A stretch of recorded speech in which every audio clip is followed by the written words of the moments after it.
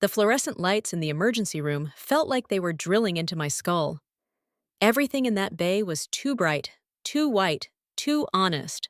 The air carried the sharp bite of antiseptic and the warm, stale breath of too many bodies waiting too long. A baby cried somewhere behind a curtain. A television in the corner played the late news on mute. My husband, Marcus Brooks, lay on the narrow bed with his hands locked around the thin hospital sheet. His face was twisted the way I'd seen it when he'd torn a muscle years ago. But this wasn't pain. Up close, under those lights, it was fear. The nurse on duty was a woman in her 50s with silver threaded through her bun and eyes that looked like they'd already heard every lie a man could invent. Her name tag read Gloria Sanders. She glanced at me once, just long enough to let me know she was paying attention, then stepped closer like she needed to check his chart.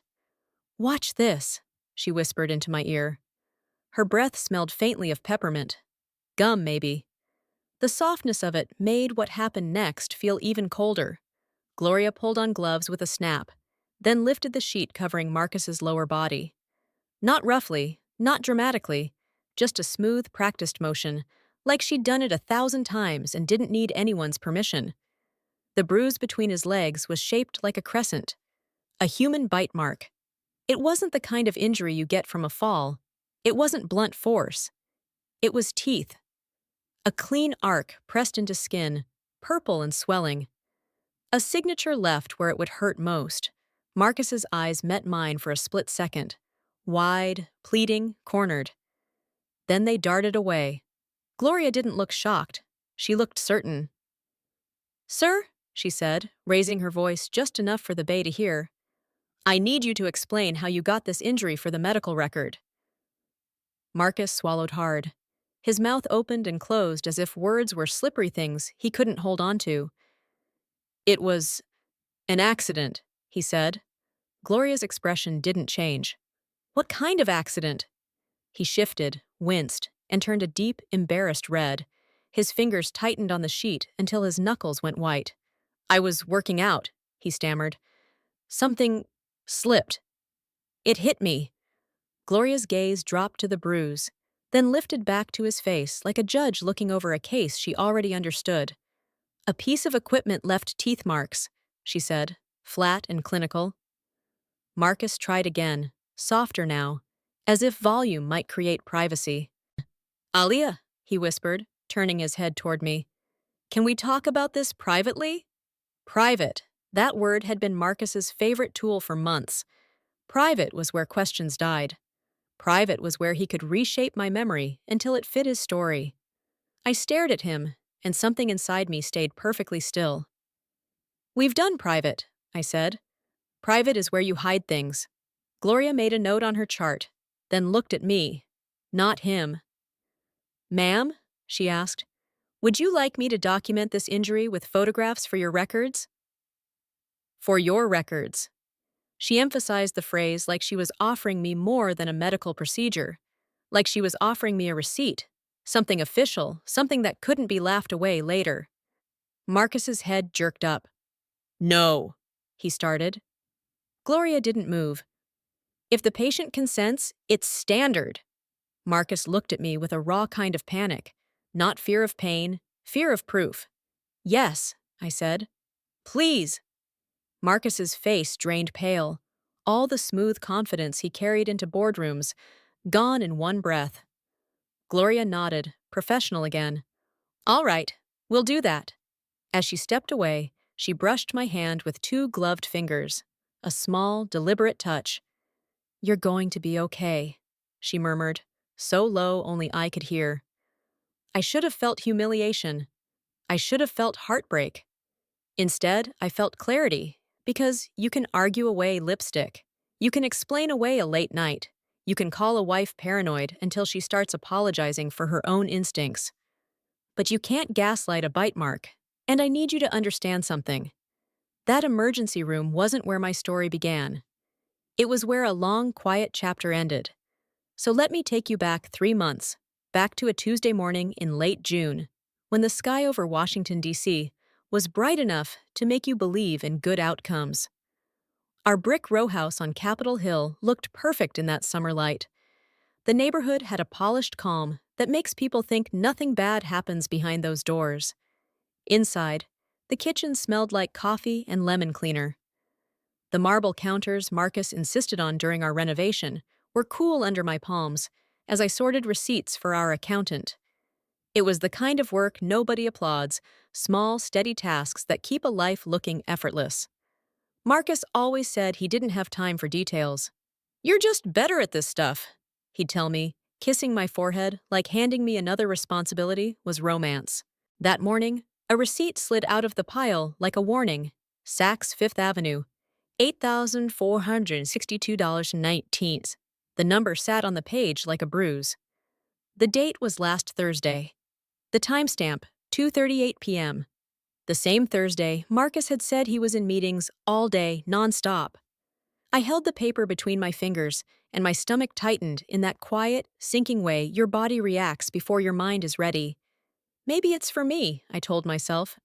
An early anniversary surprise. A gift. Something sweet.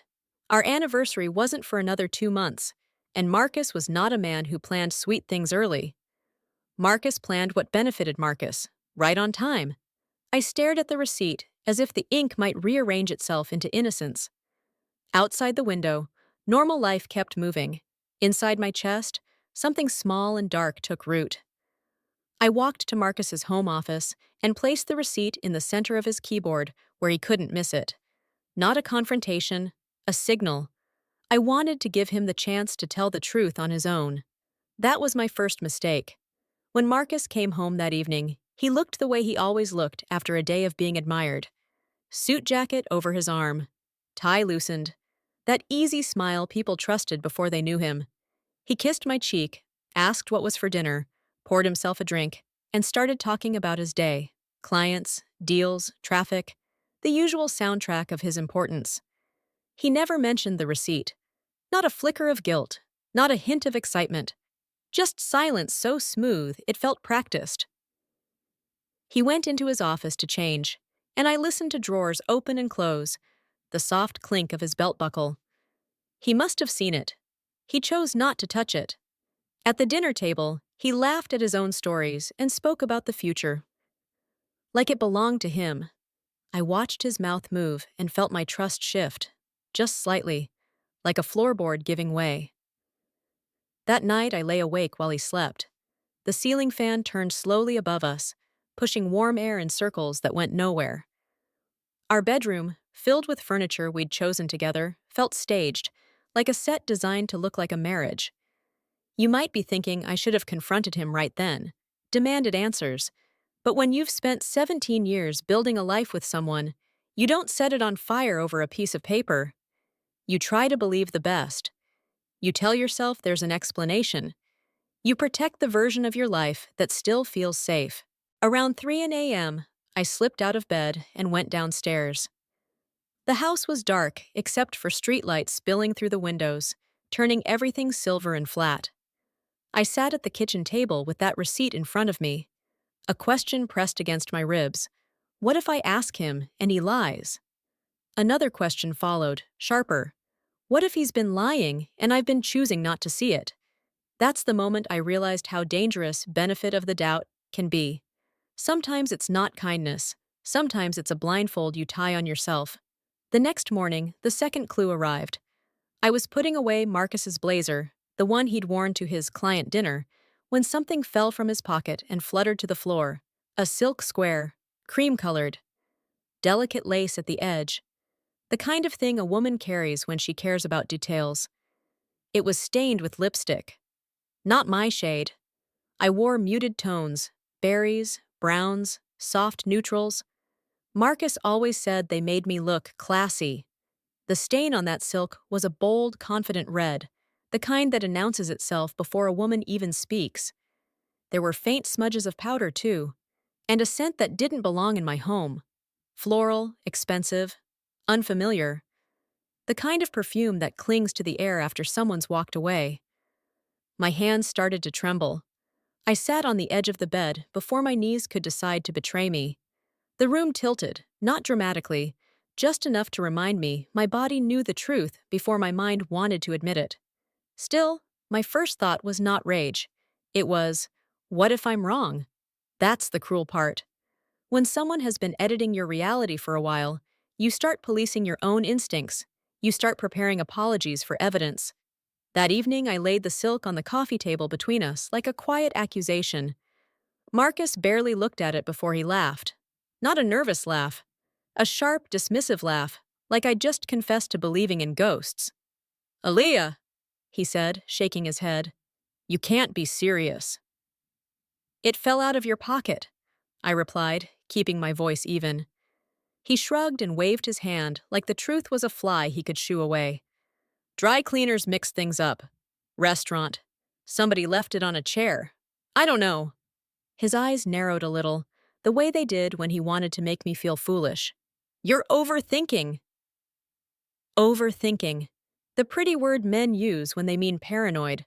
I looked at my husband, the man who used to hold my hand during funerals, the man who promised me always, the man who'd built his life on my quiet support. And I felt something cold slide into place, because it wasn't just that he might be unfaithful. It was how easy he made me feel wrong for noticing. That's where this story really begins. Not with an affair, but with the moment I realized my marriage had turned into a courtroom, and I was the only one being cross-examined. So yes, months later, when Nurse Gloria lifted that sheet in the emergency room and demanded Marcus explain a bite mark, I didn't just see betrayal. I saw the end of his favorite game. And if you think the truth ends there, it doesn't. Because what came next wasn't just cheating. It was planning. It was money moving in the dark. It was a trophy husband building a new life with my life in his pocket. So don't go anywhere. If you've ever been made to feel crazy for asking simple questions, hit like. It helps this story reach the people who need it. And tell me in the comments, what time is it where you're listening from, and what city are you in right now? Be specific, please. Stay with me. The calm part is over. When I say I believed in our life, I don't mean I was naive. I mean I had done what a lot of women do after 17 years with the same man. I learned the rhythm of him, the seasons of him, and I told myself that whatever felt off was just weather. 3 months before that emergency room, Washington, D.C. was wearing its best face. Late June, a Tuesday, the kind of morning where sunlight makes even old brick look new. Our row house on Capitol Hill sat behind a black iron gate, and planters Marcus insisted on, boxwoods trimmed just so, because he liked the world to look as controlled as he wanted to feel.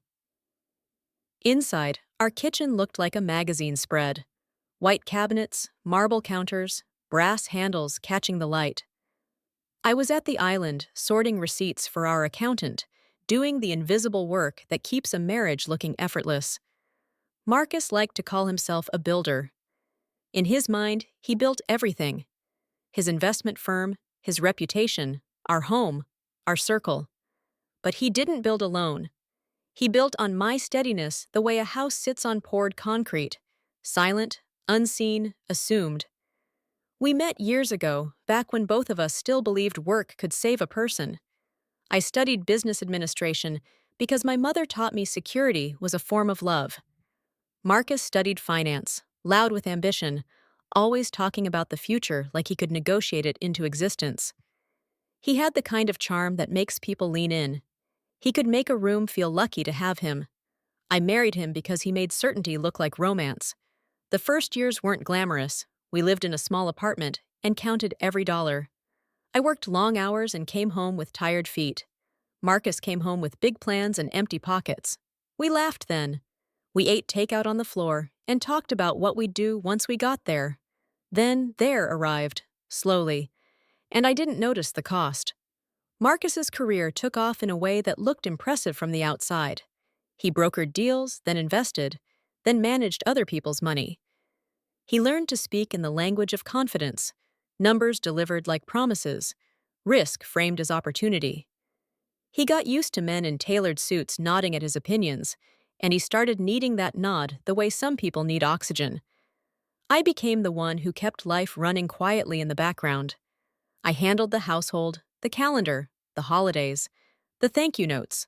I made sure his mother got flowers, his clients got thoughtful gifts, and his colleagues never saw the messy parts of him. I hosted dinners where I smiled through conversations I didn't care about, so Marcus could be admired in soft lighting. That's what people don't talk about when they talk about good marriages. They talk about love and loyalty. They don't talk about labor. Over time, Marcus began to treat my steadiness like it was his property.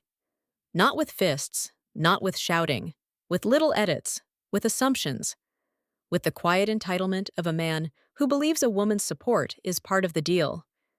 It happened in small ways. I'd ask where he'd been, and he'd answer without looking up from his phone. I'd mention something important to me, and he'd forget it, because the details of my life didn't register unless they affected his. He'd be affectionate in public, arm around my waist at charity events, but distant at home, as if the private version of me didn't deserve the same performance. So when I found that Saks receipt and placed it on his keyboard, I still gave him the courtesy of silence. I wanted him to volunteer the truth the way a good husband would. I wanted him to say, "I bought you something," or "I had to get a client gift," or even, "I messed up." Anything honest. Instead, he gave me nothing. Then the silk square fell from his pocket. I'd lipstick red and scented with a woman I didn't know. And Marcus laughed at me as if I'd accused him of stealing the moon. "You're overthinking," he said, voice smooth, eyes cool. "You always do this." Always. That word was a trap. It reached backward into the past and rewrote it. It took a normal question and turned it into a personality flaw. I remember looking at his face and thinking, he isn't answering me. He's managing me. That night, after he went to bed, I walked through our house the way you walk through a place you might need to leave. I noticed the framed photos of us smiling in front of monuments, the shelves of awards with Marcus's name engraved, the furniture chosen to impress people who never stayed long. It all felt staged, like a set built to convince the audience the marriage was real. In the morning, he kissed my cheek, asked if I wanted coffee, and talked about the day like we hadn't stared at evidence between us. He moved through the kitchen with the relaxed ease of a man who believed the truth was optional. I watched him leave. His car rolled away, neat and quiet, like nothing was wrong. For a few minutes, I stood there and let my thoughts settle. I thought about the women I'd met over the years at events, women who smiled too much and spoke too carefully. I thought about how many times I'd heard someone whisper, "He's probably cheating," and watched the wife laugh it off like it was a joke that couldn't touch her. I used to think those women were in denial. Now I wondered if they were just tired. The world likes a certain kind of wife, the kind who doesn't ask hard questions, the kind who keeps the machine running. I had been that wife, but something shifted after the receipt and the lipstick. I stopped trying to protect the story. I started listening for what was underneath it. I didn't call a friend to vent. I didn't confront Marcus again. I didn't throw the silk square in his face. I did something quieter. I began to remember. I remembered the late nights that had started 6 months earlier, the ones he blamed on a big client. I remembered the sudden privacy around his phone, the way he turned its screen down on the table like it was a secret he needed to guard. I remembered the trips that extended by a day because the meeting ran long, and the way he came home smelling like hotel soap instead of his usual cologne. Each memory was small. Together, they formed a pattern, and once you see a pattern, you can't unsee it. That afternoon, I walked 2 doors down to return a package that had been delivered to our house by mistake. The woman who opened the door was Denise Walker, retired, sharp-eyed, the kind of neighbor who knows which cars belong on the street and which don't. We'd waved at each other for years, polite but distant. She took the package, studied my face, and didn't ask if I was okay. She asked a better question. "What happened?" she said. "And don't lie to me." Something about her calm made my throat tighten. I didn't tell her everything, not yet, but I told her enough for her eyes to narrow the way they do when a professional mind starts working. Denise didn't gasp. She didn't pity me. She nodded once, slow. "Don't confront him," she said. "Not until you know what you're holding." I asked her why she sounded so sure. She looked at me for a moment, then said, "Because men like that don't confess. They counterattack." I walked back home with those words in my pocket, heavier than any receipt. That night, Marcus came home late. He apologized with a smile that didn't reach his eyes, told me he was grinding for our future, then kissed my forehead like he was blessing a child. I let him. I let him believe I was still the wife who would accept vague explanations as love. In bed, while he slept, I made a decision so quiet it felt like prayer. If Marcus wanted me to doubt my own mind, I would stop relying on my mind alone. I would rely on proof. I didn't want revenge yet. I wanted clarity, the kind that could survive lawyers, family dinners, and his smile in public forever after tonight. And the next morning, before the sun fully rose over the city, I opened my laptop and went looking for the truth. I didn't start with his phone. That would have been too obvious, too emotional, too much like the desperate wife he wanted to paint me as. Marcus had spent years making sure I looked calm, polished, grateful. If I suddenly turned into a woman who grabbed his devices and demanded answers, he would use that as proof I'd lost it. And the part of me that still remembered who he really was, the man who could talk a banker into an extra zero, knew he would win that kind of fight. So I started where the truth always hides: money. Before dawn, with the house still quiet, I opened my laptop at the kitchen island and logged into our joint accounts. Marcus had never changed his passwords because he assumed I wouldn't look. He mistook my patience for blindness. The password was still the same as it had been for years: his mother's maiden name and the year we got married. Predictable. Lazy. A lock made for someone who didn't think anyone would try the door. The first screen loaded and my stomach dropped. At first, everything looked normal: mortgage payment, utilities, grocery stores, insurance. Then I scrolled, and the other life surfaced like a body rising through dark water. A hotel in Navy Yard. On a Thursday, he'd told me he was closing a deal. A restaurant on the wharf, on the night he'd missed my volunteer board meeting because he couldn't get away. A boutique in Georgetown. A car service at 11:12 p.m. A late-night bar tab for two. It wasn't one mistake. It was a rhythm. I pulled my planner toward me and began matching dates. Every hotel charge lined up perfectly with a story he'd told me. Every late meeting had a receipt. By 6:30 a.m., my coffee was cold, and my hands were steady in a way that scared me. I'd expected shaking. I'd expected tears. Instead, I felt an icy clarity that didn't need comfort. Then I saw the first transfer. $10,000 transferred to an account number I didn't recognize. No description, no category, just a clean removal, like someone lifting jewelry off a dresser while you sleep. I clicked for more details. Access denied. Marcus had set it up so the money left our visible life and disappeared into a shadow he controlled. I scrolled again. Another 10,000, and another. Every month, on the same day, like clockwork. 8 transfers, 8 months, $80,000. A steady drip from my life into his future. In that moment, I stopped asking, "Is he cheating?" I started asking, "How far is he willing to go?" At 7:10, I heard a door upstairs close. Marcus was awake. I didn't have time to react like a person in pain. I had to react like a person with a plan.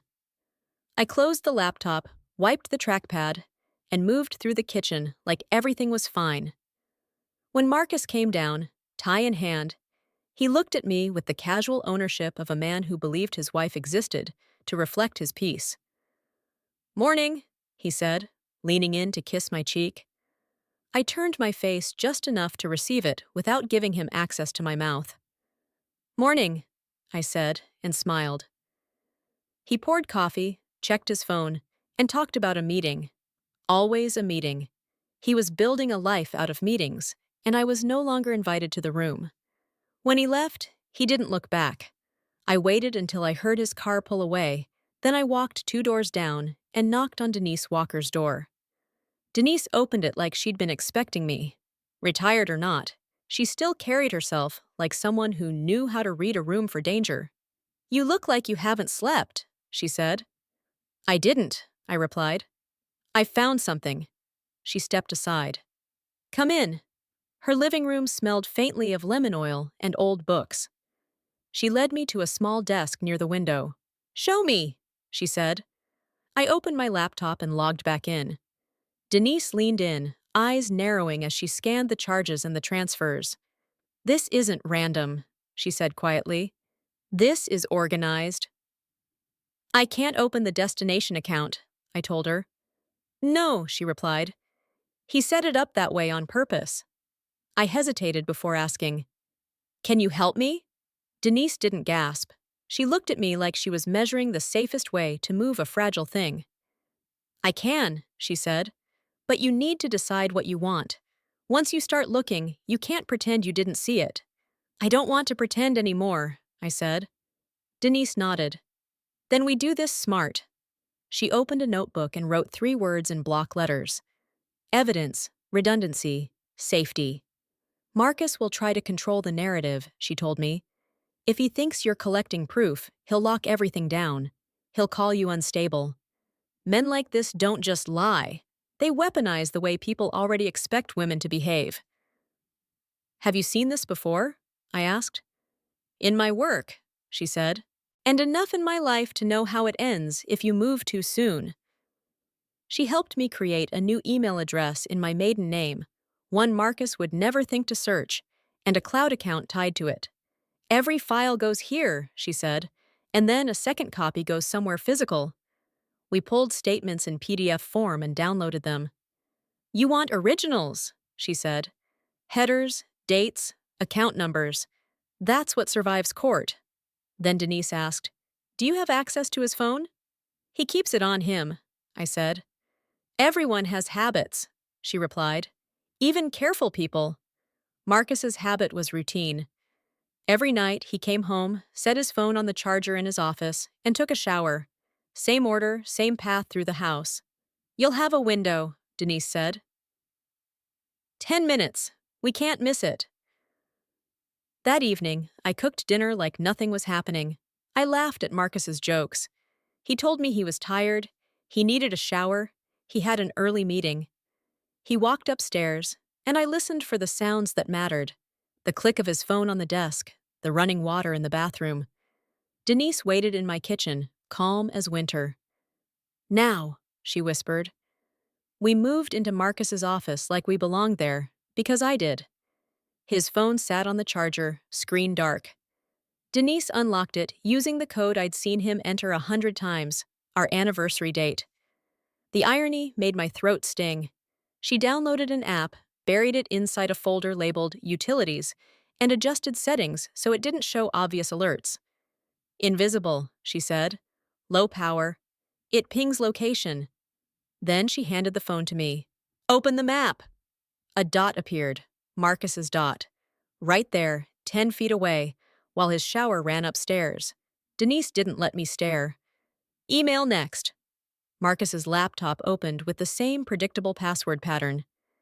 Denise moved fast, set up forwarding rules, and added my secret email. Every message in and out will copy to you, she said. He won't notice unless he looks. We closed the laptop, put everything back, and returned to the kitchen. When Marcus came downstairs, hair damp, smelling like soap, he smiled at Denise like she was just a neighbor who dropped by for polite conversation.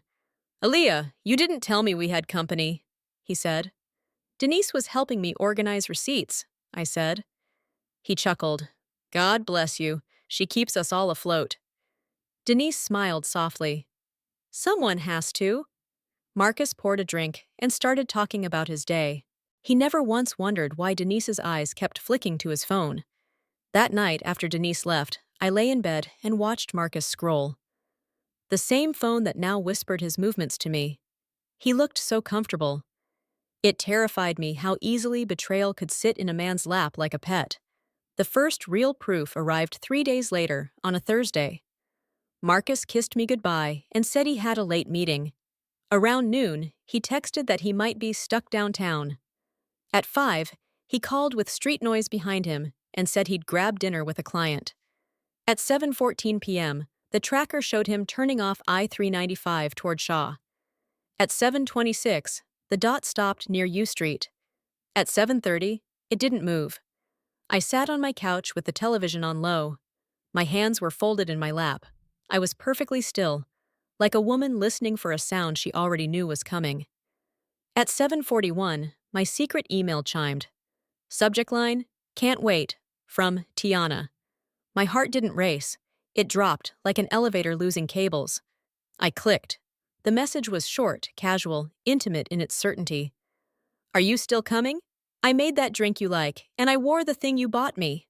I stared at the screen until the words stopped looking like language and started looking like a verdict. 10 minutes later, another email arrived. From Marcus. "On my way. Save it for me. Save it for me." Like love was something you set aside on a plate.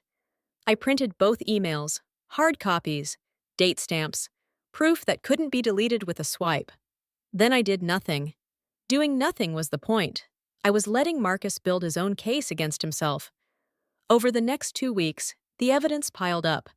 I didn't tell anyone else, not my sister, not my closest friend from church, not even the women I sat beside at charity luncheons who smiled the way I used to smile.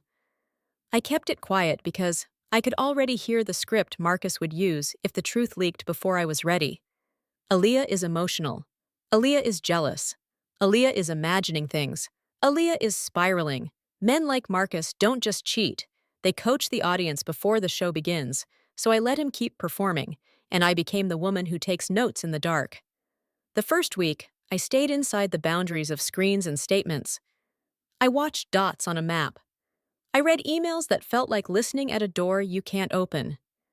But by the second week, I needed one thing my mind wouldn't accept from pixels alone: my own eyes on the truth.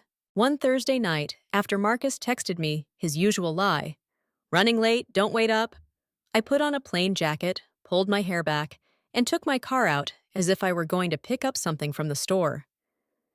He left our driveway at 7:03 p.m. I waited 2 full minutes before following. Not because 2 minutes mattered, because discipline mattered. If I was going to do this, I was going to do it like a professional, not like a woman chasing grief down a street. DC at night has its own kind of beauty. The monuments glow in the distance like calm guardians. The streets feel orderly even when your life isn't. Marcus drove with his usual confidence, one hand on the wheel, the other tapping his phone at red lights. He wasn't worried about being seen. He believed the city belonged to him. He headed toward Shaw, turned onto a tree-lined block off U Street, and slipped into a parking spot like he'd done it 100 times. I parked farther down, near a streetlight that flickered softly as if it couldn't commit to staying bright. Then I waited. The building he walked into was a brownstone split into condos. Clean doorway, fresh paint, a little planter on the steps. Nothing dramatic. That's what made it feel colder. A normal door for an abnormal life. She opened it before he even knocked. Tiana Reese. She was younger than me, maybe early 30s, hair long and glossy, wearing the kind of fitted lounge set that looks expensive because it's simple. She didn't look surprised to see him. She looked like she expected him, like he belonged there. They kissed on the doorstep. Not a quick peck, not a guilty brush of lips. A kiss that said familiarity. A kiss that said routine. A kiss that said, "This is ours." My hands tightened around my steering wheel until the leather creaked. I didn't cry. I didn't gasp. I didn't even feel my heart race. I felt something else. A quiet clicking sound in my mind, like a lock turning. They disappeared inside, and the door closed with a soft, final thud. I watched the windows. A light came on in what had to be the living room. Shadows moved. Then a second light in what had to be a bedroom. Time stretched the way it does when you're waiting for something that's already happened. I sat in my car with the engine off, listening to the distant hum of traffic and the occasional laugh of strangers walking by. The world kept being normal for everyone else. At 9:11 p.m., my phone chimed again. Another forwarded email. From Marcus. "I'm here." From Tiana. "Good. Come upstairs." I stared at the words and realized how much energy it takes to pretend you don't know. At 10:32 p.m., the bedroom light dimmed. At 11:18, the living room went dark. And I sat there, hands steady, watching the evidence of my marriage fade behind curtains. I would never be invited to pull back. When Marcus came home close to midnight, I was in bed, reading with a lamp on. He kissed my forehead, told me his meeting ran long, and went to shower as if he needed to wash off the very idea of consequences. I said, "Of course," in the soft voice of a wife he thought he still owned. But inside, something had gone permanently quiet. After that night, the digital proof started to feel less like information and more like a map. Denise helped me expand the map. We went after his cloud storage next. Marcus kept his life in neat compartments, but men like him always forget one thing. Convenience is the enemy of secrecy. He loved automatic backups. He loved shared albums. He loved anything that made his phone feel like a magic trick. Denise showed me where those magic tricks lived. One Saturday morning, while Marcus played golf with clients, Denise sat beside me at my kitchen table, and we logged into his cloud account using credentials he'd saved on his laptop without thinking. The screen loaded, and I felt my throat close. Folders, albums, years of images. At first, it was harmless. Pictures of Marcus shaking hands with investors, group photos at charity events, a selfie with me at a gala where I'd worn pearls and smiled like a woman who believed she was safe. Then I clicked an album titled Palm Springs. We had never been to Palm Springs. The first photo was Marcus in sunglasses, lounging beside a hotel pool with Tiana's legs draped across his lap. The second was their reflection in a mirror, her behind him, arms around his waist, his grin wide and boyish. The third was a room service tray with 2 champagne flutes and a receipt, the total circled in marker like someone was proud of it. I scrolled through dozens of photos. Restaurants I'd never visited, beaches I'd never walked, hotel beds I'd never slept in. They looked happy in a way that felt insulting, like my life was a boring first draft and she was the shiny rewrite.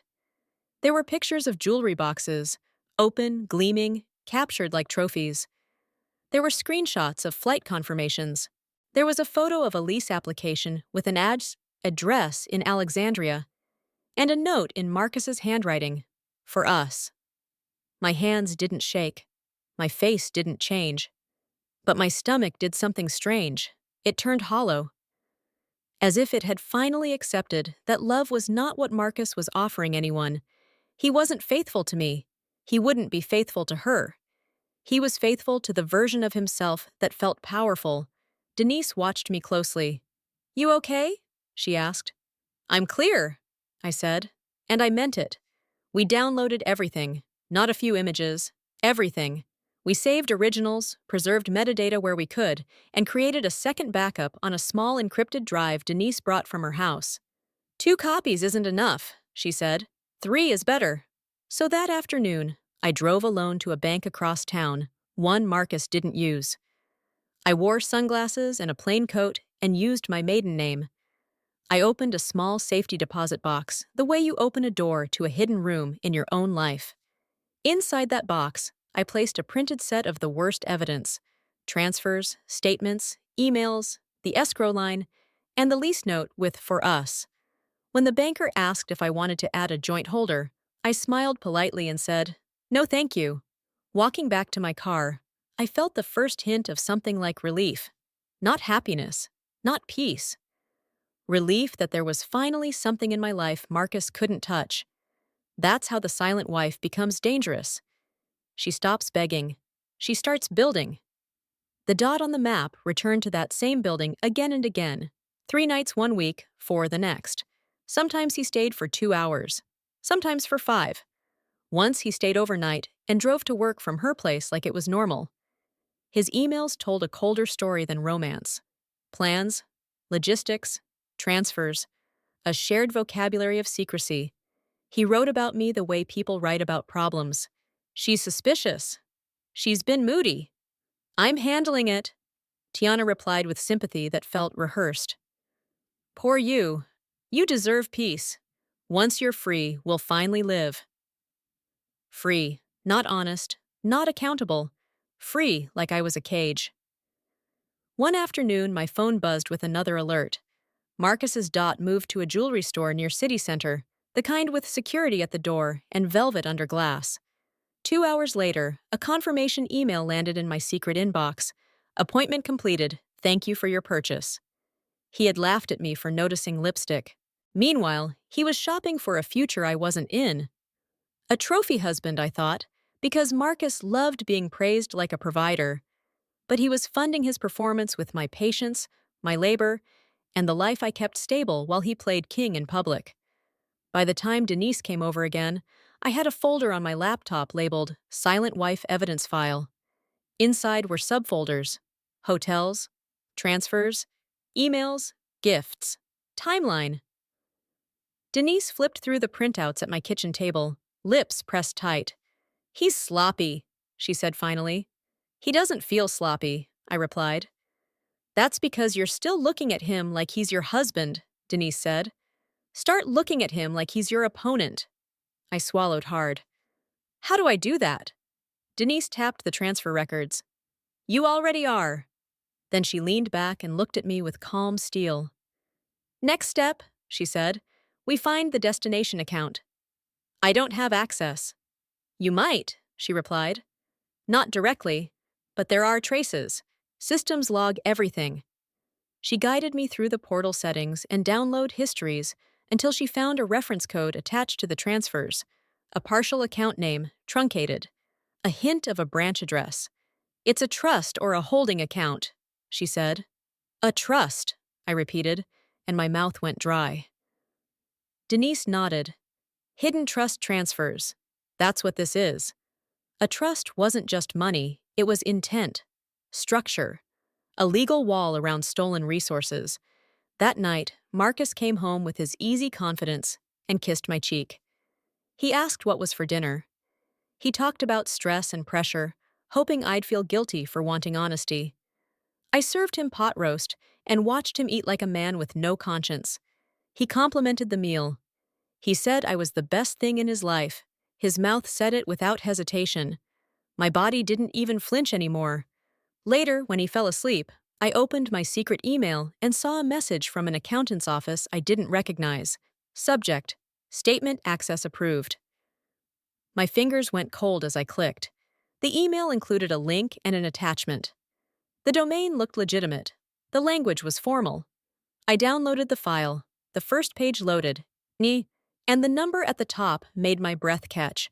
$412,780.55. I read it again. 412,000. Not scattered spending. A hoard. I scrolled and saw the deposit history. Small transfers at first, then larger. And there, 3 months ago, a deposit from an account I recognized as my personal savings, the one I'd kept since before our marriage. Marcus had found it and moved it. My throat tightened like a hand had closed around it. This wasn't about love. This was about ownership. I kept scrolling until I saw a line that made the room feel colder. Real estate escrow, a down payment, a condo. The next document was correspondence between Marcus and the accountant. The tone was careful, businesslike, which made it worse. Marcus asked about structuring the purchase to avoid complications. He asked about discretion. He referenced my partner and the transition. Transition, like I was a job he planned to quit. Then I saw her name on the paperwork. Tiana Reese, not just in emails, in documents. I said my own name out loud, just to anchor myself in reality. "Aaliyah Brooks," I whispered. "This is where you stop being nice." I didn't cry. I opened the printer. The machine whirred, loud in the quiet house. Paper slid out, one page after another, like the truth insisting on becoming physical. By sunrise, I had a binder on my kitchen table. Statements, transfers, emails, names, addresses, and a timeline that read like a case file. Denise arrived after lunch. I handed her the binder without speaking. She flipped through, and when she saw the escrow line, her face hardened. "He's buying her a place," she said. "With my money," I replied. Denise looked up. "Then we don't wait for him to decide when your life ends. We decide when his begins." "What do we do?" I asked. Denise closed the binder and slid it back toward me. "We build a stage," she said. "A stage?" Marcus lives for an audience, she replied. So we give him a room full of witnesses. We let him speak his lies in front of people who will never hear him the same way again. The idea landed in me like a match near gasoline. A room full of witnesses. Not to punish him, I told myself. To protect myself. To prevent him from rewriting the story later. My anniversary is in late August, I said. Denise's eyes didn't blink. Perfect. That night, Marcus mentioned our anniversary like it was a chore. Maybe we should do something, he said. Invite people. Make it nice. He said it because he loved looking like a man with a stable marriage. He didn't know stability was about to become my weapon. I smiled and nodded. I was thinking the same thing, I said. Let's celebrate. He kissed my forehead, satisfied, and went upstairs. I stayed in the kitchen staring at the dark window over the sink. Somewhere down the block, a car door slammed. A dog barked once and went silent. In the reflection, I saw my own face, still, composed, older than it had been 3 months earlier. I didn't look like a woman about to collapse. I looked like a woman about to plan. The next morning, I started making calls. Caterers, rentals, lights, music. I wrote a guest list that wasn't just friends. It was witnesses. Marcus's parents, his sister Keisha, his partners, the people who called him solid, the people who trusted him with money and reputation. When Marcus asked why I seemed so excited, I gave him a look that made him proud. 17 years, I said softly. I want to honor it. He smiled, pleased, and went back to his phone. He didn't know I wasn't honoring the marriage. I was honoring the truth. And while I planned the party, the evidence kept coming. Every Thursday, the tracker dot slid toward U Street. Every month, another transfer moved into the hidden trust like a heartbeat. I watched Marcus move through our home like a man who believed he had already won. He held my hand in public. He praised me at dinners. She keeps everything together, he'd tell people, smiling. And I would smile back, because I finally understood. Yes, I kept everything together, including the case against him. Some nights I practiced in the mirror, not speeches, just breathing. I'd watch my face settle into calm and test my voice on simple lines. I have something to share. Please look at the screen. I'm done being confused. The point wasn't drama, the point was control. If my voice stayed steady, their attention would stay with me, not with his panic, and that would matter most. But the most dangerous part of betrayal isn't the cheating. It's the moment the cheater realizes you know. That's when they stop trying to charm you. That's when they start trying to destroy you. So, I became careful. I stopped leaving my laptop open. I stopped lingering in his office. I learned to breathe normally when he walked into a room. I laughed at the right moments. I touched his arm like a wife who still believed. Then came the scare that reminded me how close the edge really was. It happened on a Wednesday afternoon, 3 days after I confirmed the trust. I was in Marcus's office, wiping dust from his bookshelf, holding a cookbook like a bored wife, when I heard his car in the driveway. Too early. My heart slammed against my ribs.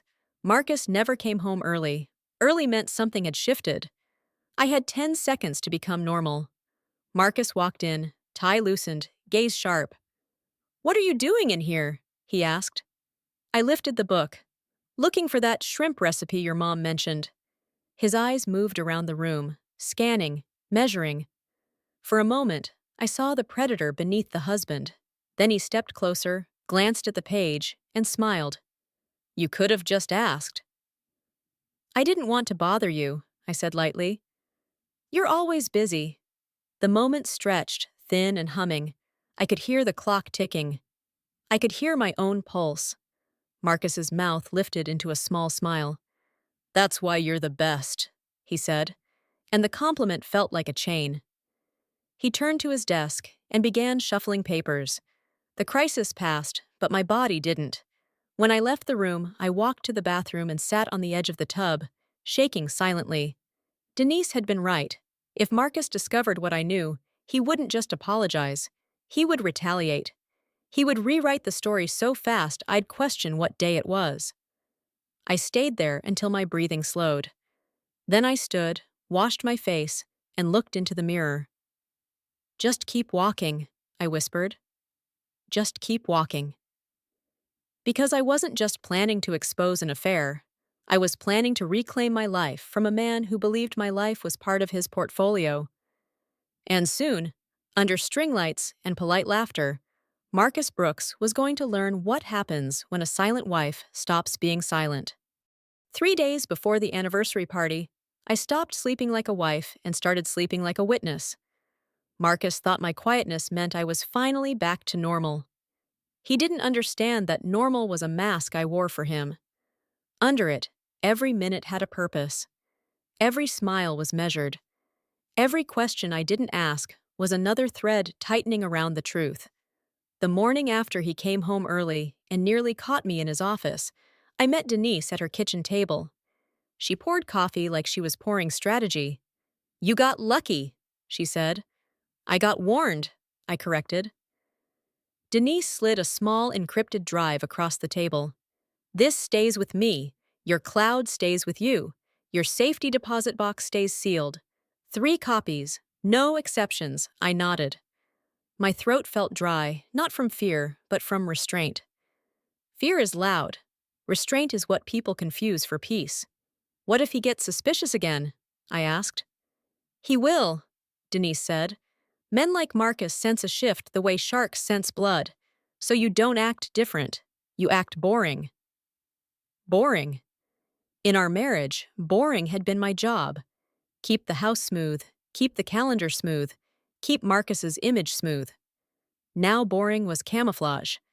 That afternoon, I went to my hair appointment and asked for the smallest changes possible. Nothing that looked like a decision. A woman changing her hair is a signal, and I didn't want to signal anything.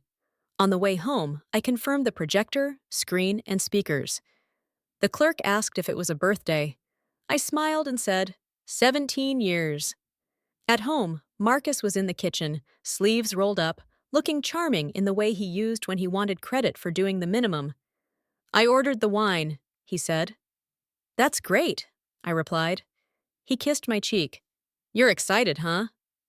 "I'm committed," I said, and he heard it as excitement because he always heard what benefited him. That night, I printed one more clean set of documents.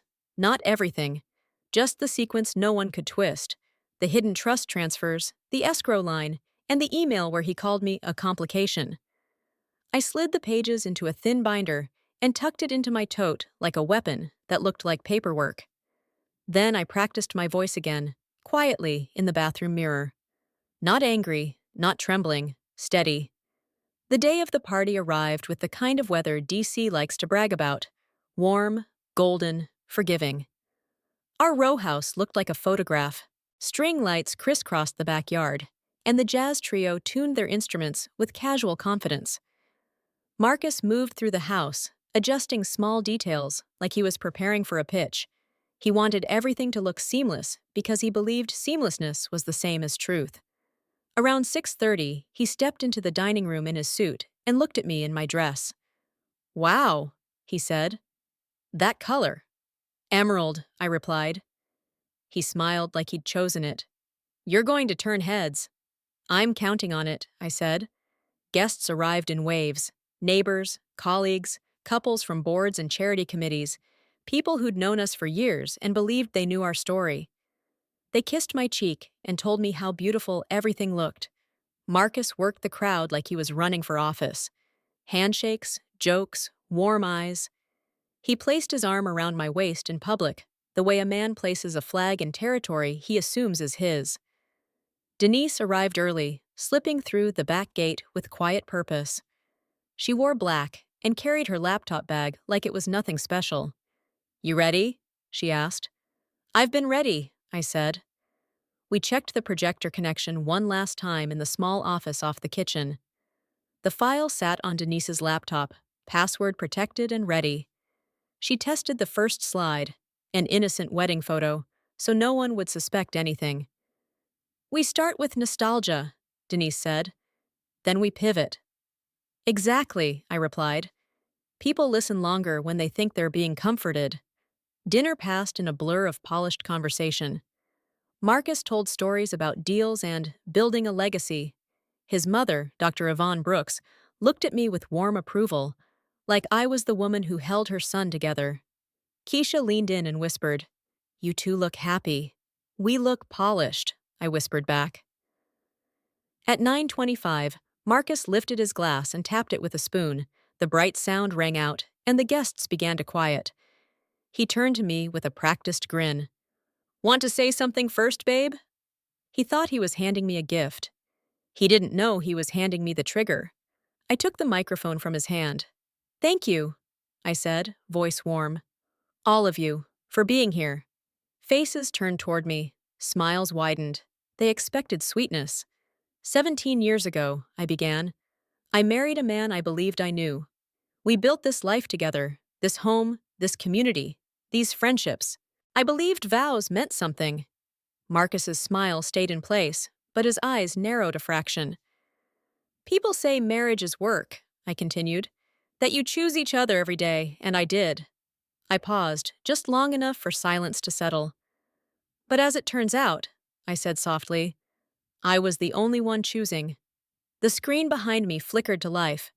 The first slide was a wedding photo. Relief moved through the crowd. I felt Marcus exhale, convinced he'd been wrong to worry. Then Denise advanced the next slide. Marcus and Tiana on a hotel balcony, his arm around her. Her smile bright and unafraid.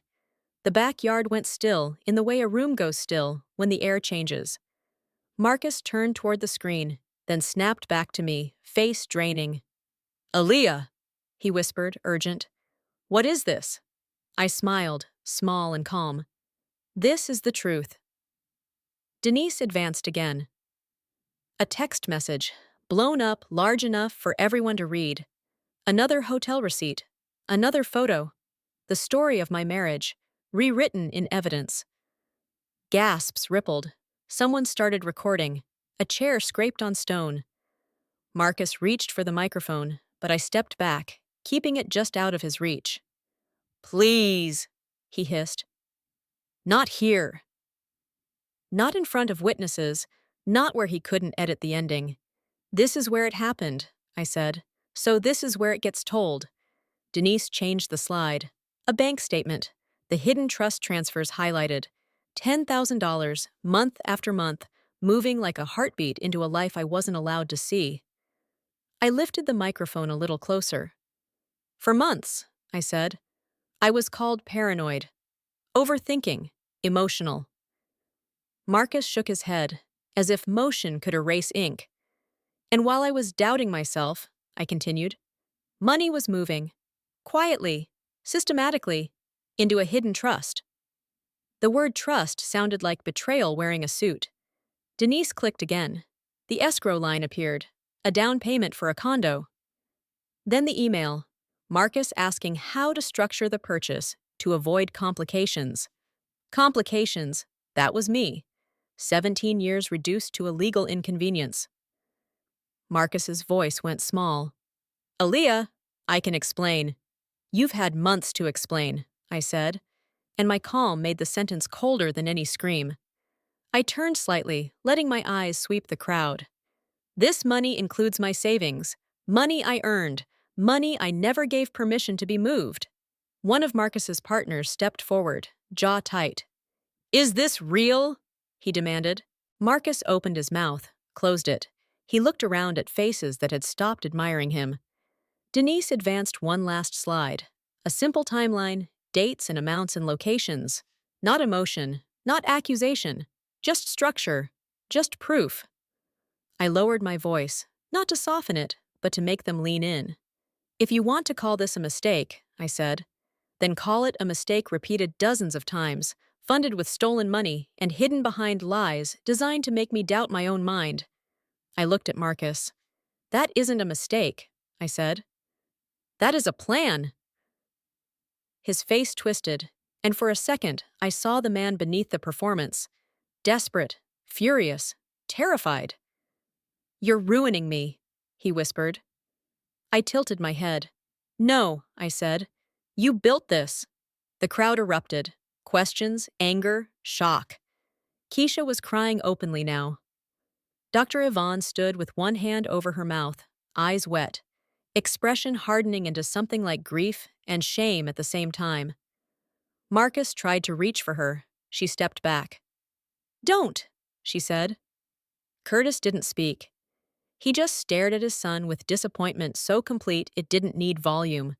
Denise appeared at my side. "Time to go," she murmured.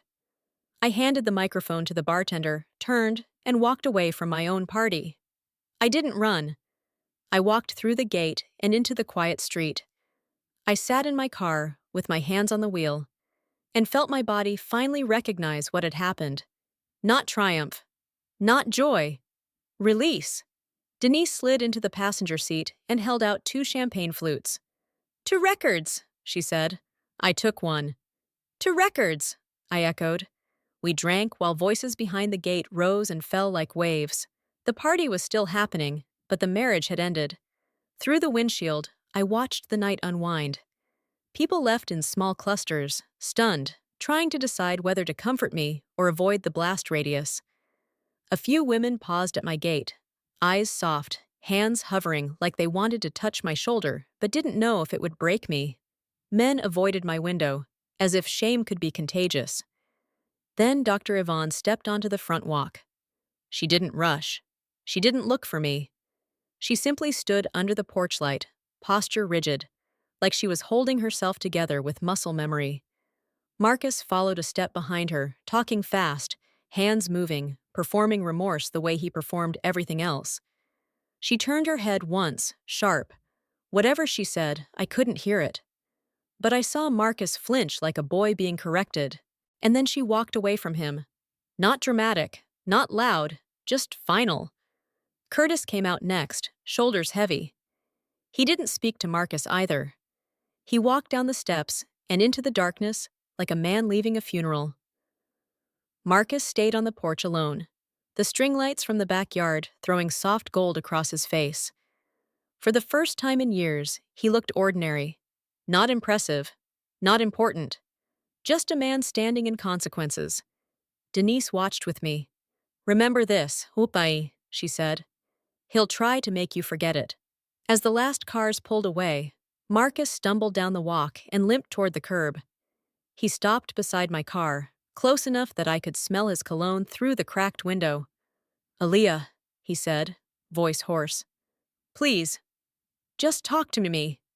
I didn't roll the window down. I looked straight ahead. "We've done talk," I said. "Now we do paperwork." His breath hitched. "You're making me a villain." I finally looked at him. "No," I said quietly. "You made yourself a thief." He backed away, swallowed, and walked toward his car like a man leaving a crime scene. Later that night, my phone buzzed with his number. I let it ring. He left a voicemail, slurred with panic. 17 years has to mean something. Please. I listened once, saved it, and set the phone face down on the nightstand. Denise opened her notebook on her lap and wrote in block letters, "Do not warn him again." "From this point on," she said, "your calm is your shield. No late-night arguments, no explanations, no closure. If he texts, screenshot it. If he apologizes, save it. If he threatens, save that too. And tomorrow, first thing, change your passive words and get your own account. Quietly. He can't delete what you already own." By Monday morning, the fallout reached Marcus's office before he could stitch together a story. His partners called an emergency meeting. In their world, trust is currency, and Marcus had just spent it in public. Keisha called me that afternoon, voice raw. "I had no idea," she said. "They're forcing him out. He has to sell his share or they'll drag him through court." "What did he do?" I asked. "He's begging," she whispered. "But nobody's listening." Nobody was listening because the audience had changed. In private, Marcus could edit. In public, the proof had the microphone. That evening, my secret email received a final message from Tiana. One line.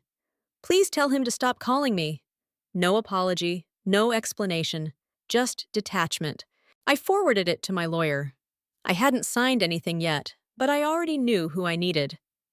Attorney Monique Ellis came recommended by women who didn't lose. When I met Monique the next day, she wore a charcoal suit and a look that made small talk feel unnecessary. Her office smelled like paper and cold air. She flipped through my binder without blinking. "You did the hardest part," she said. "You documented." "He moved money," I said. "He set up a trust. He's buying property." Monique nodded as if I'd told her the weather. "Then we treat this like what it is," she said. "Fraud inside a marriage." She looked up.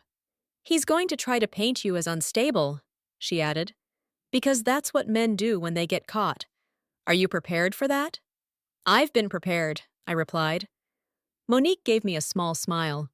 "Good," she said, "because now everything you gathered becomes a weapon that doesn't swing wildly. It swings clean." As I left her office, I understood why the emergency room mattered, why Nurse Gloria's quiet offer had felt like a door opening. For months, Marcus tried to make my instincts feel like hysteria. Now I had paper, screenshots, statements, emails, records. And once a woman has records, the story stops being his to tell. By the time the divorce papers were filed, I had stopped thinking of Marcus as my husband. He was a case. That shift didn't happen overnight. It happened the way winter happens in this city. Quietly, 1 degree at a time, until you wake up and realize the air has changed and there's no going back. Attorney Monique Ellis moved fast. That was her gift. She didn't chase closure. She chased outcomes. Her office ran on calendars and deadlines, not feelings. And for the first time in months, I was grateful to be handled like a problem that could be solved. Marcus tried to fight it first, the way a man fights when his image is bleeding out. He didn't deny the affair, not really. He tried to rename it. A mistake. A lapse. A midlife crisis. He tried to make it sound like weather instead of choice, but Monique didn't argue with his words. She argued with his numbers. She brought the hidden trust transfers into the light like a surgeon exposing a tumor. 10,000 a month, consistent, deliberate. She showed the escrow line. She showed the emails. She showed the moments he called me a complication, the way you talk about a problem you plan to remove. Marcus's lawyer, an older man with tired eyes, tried to suggest I was emotionally unstable, that I had invaded privacy, that I had stalked Marcus. Monique listened, calm as stone, then placed my binder on the table with a soft thud. "If you want to discuss emotional stability," she said, voice even, "we can discuss the psychological impact of financial abuse and gaslighting. But I prefer to discuss fraud, because fraud is what your client committed." The room went quiet. Marcus sat at the far end of the conference table with his hands clasped so tightly the tendons stood out. He looked smaller than I remembered. Not because his body had changed, but because his performance had nowhere to land. There were no partners here to impress, no guests to charm, no lights to hide under. Just paper, just proof. And when proof is present, charm becomes useless. Massachusetts isn't where we were, but DC law still doesn't reward a man who drains marital assets into shadows. Hidden accounts, misuse of funds, purchases made to support an affair. Those things don't look romantic to a judge. They look like betrayal with a spreadsheet. Marcus learned that quickly. The settlement was not sweet. It was surgical. The hidden trust was exposed. The money was traced. The condo down payment stopped before it could become permanent.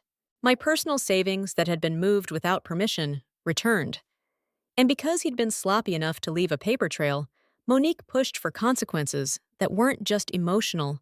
They were financial, permanent, written in ink. Marcus told his lawyer he wanted to make it right. What he meant was he wanted to make it quiet. He wanted an ending where he could still look like a man who simply grew apart from his wife. He wanted the kind of divorce where people whisper, "It's sad," instead of, "He's a thief." But quiet was a luxury he didn't buy me, so I didn't buy it for him. The day the judge signed off on the final order, I didn't feel victorious. I felt empty, like a room after a storm has passed through and carried all the furniture away.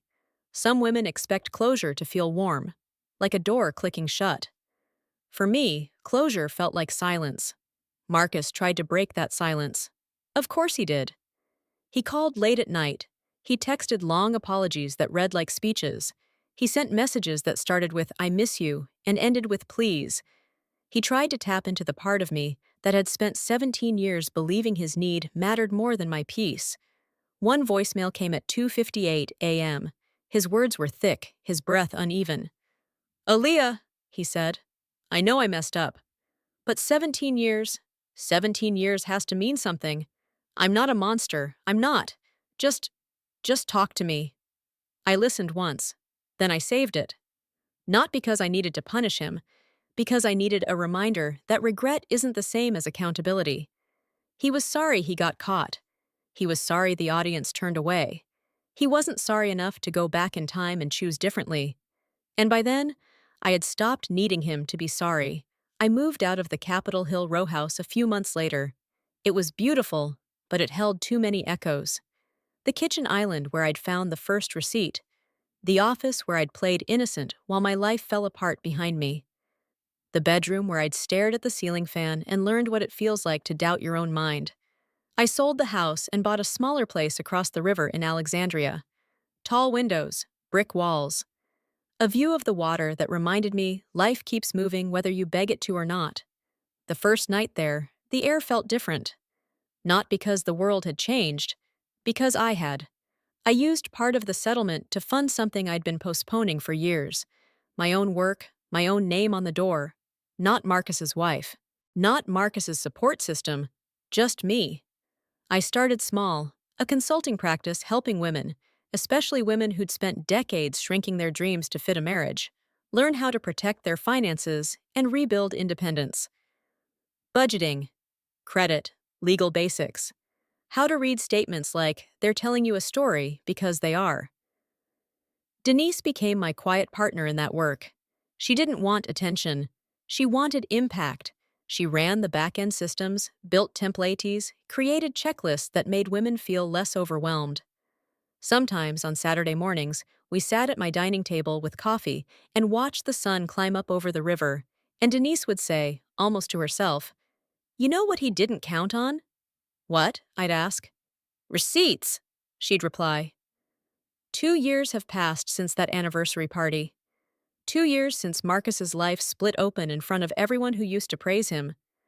2 years since Nurse Gloria Sanders offered to document a bite mark like she was handing me a key. The bite mark, I'm sure, healed. Skin always does, but the truth it represented never faded. About a year after the divorce, I ran into Marcus in a coffee shop near DuPont Circle. I was in line, ordering something simple, thinking about my day. I turned to grab my drink and saw him standing by the window like a man waiting for permission to exist. He looked older, not in the normal way time ages us, but in the way consequences do. His suit was off the rack. His hairline had retreated. The expensive watch he used to flash during handshakes was gone, replaced by a cheap digital band. He noticed me and started to step forward. "Aaliyah," he said, voice soft, as if softness could fix what he broke. "Can we?" I looked at him, just looked. And I realized something that surprised me. I didn't feel anger. I didn't feel sadness. I didn't even feel curiosity. I felt nothing. The way you feel when you see someone you used to know in a different life. He wasn't my husband. He wasn't my enemy. He was simply a man who had borrowed 17 years from me and returned them damaged. I turned and walked out. Outside, the air was crisp. The city hummed. People moved past me with their own stories, their own betrayals, their own quiet victories. I kept walking until the coffee shop disappeared behind me. Later that day, Denise asked if seeing him had been hard. I thought about it honestly. "No," I said. "It was easy. Because the opposite of love isn't hate. It's indifference. If you're listening to this and you recognize the pattern, late nights, shifting stories, a spouse who calls you paranoid when you ask about money, hear me clearly. Trust yourself. Not in a frantic way. Not in a way that turns you into a detective every day of your life, but in a steady way that honors your instincts as data. Know your accounts. Know your credit.